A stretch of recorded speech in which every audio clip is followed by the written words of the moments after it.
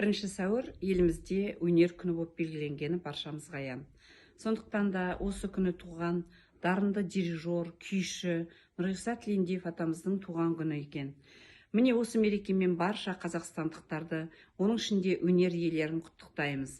Өнеріміз өрге жүзіп, дарынды болашақ, дарынды жастарымыз көбейе берсін деген игі ізгі тілек тілейміз.